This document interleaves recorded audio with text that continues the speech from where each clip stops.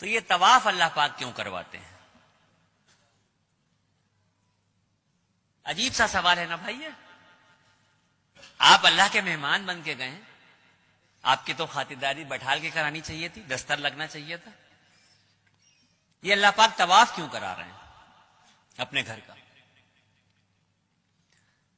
آدم علیہ السلام کو جب اللہ رب العزت نے بنایا, فرشتوں کو جب یہ حکم دیا کہ آدم کو سجدہ کرو, اللہ رب العزت نے آدم علیہ السلام کا اور فرشتوں کا ذہنی اعتبار سے مقابلہ کروایا, اور اس ذہنی اعتبار کے مقابلے میں آدم علیہ السلام کی جیت ہوئی, اور فرشتوں نے 7ویں آسمان پہ بیت المعمور کے نام سے اللہ کا ایک گھر ہے اس کا طواف کیا.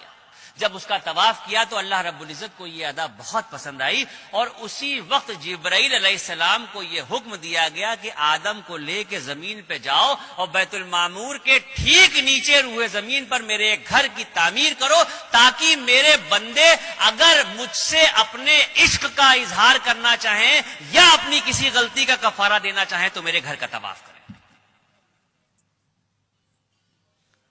اگر مجھ سے اپنے عشق کا اظہار کرنا چاہیں یا اپنی کسی غلطی کا کفارہ دینا چاہیں تو میرے اس گھر کا طواف کریں.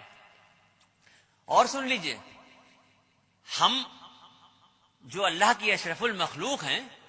ہماری جب تک سانس چل رہی ہے آپشن کھلے ہوئے ہیں ہمارے سامنے. ہم زندگی میں جتنی بار چاہیں مکہ شریف جائیں, جتنی بار چاہیں حرم شریف جائیں, اور جتنا چاہیں اتنا طواف کریں.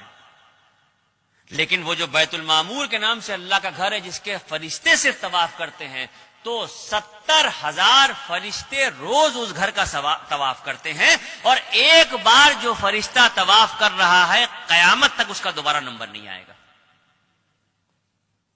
اتنے فرشتے ہیں, اس درجہ طواف ہو رہا ہے کہ ایک بار جو طواف ہو رہا ہے وہ دوبارہ نہیں آئے گا. اب یہ جو زمین پہ خانہ کعبہ کی تعمیر ہوئی, تو اب تو ترقی ہو چکی ہے دنیا میں, ہر چیز آسان ہو گئی ہے. آپ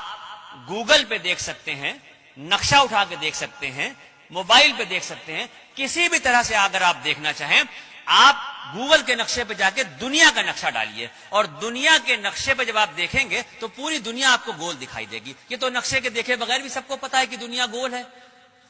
اس دنیا کے گول کے بیچ میں جو سینٹر ہے,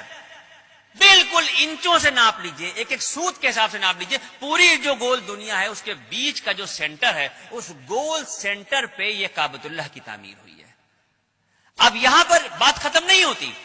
یہ تو بات سمجھ میں آ گئی کہ دنیا گول ہے, اور دنیا گول ہے تو اس کے بیچ میں خانہ کعبہ ہے, یہ بات یہاں پہ ختم نہیں ہوتی. اگر سائنس یہ کہتی ہے, میں نہیں کہہ رہا ہوں,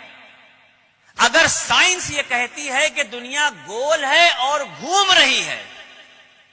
تو پھر میرا ایمان یہ کہتا ہے کہ مذہب و ملت کی پرواہ کیے بغیر اس دنیا کا ہر شخص کعبۃ اللہ کا طواف کر رہا ہے. اگر سائنس یہ کہہ رہی ہے کہ دنیا گول ہے اور گھوم رہی ہے, تو پھر میرا ایمان یہ کہتا ہے کہ اس دنیا پہ مذہب و ملت کی پرواہ کیے بغیر کسی بھی مذہب کا شخص ہو, ہر شخص جانے میں یا انجانے میں کعبۃ اللہ کا طواف کر رہا ہے.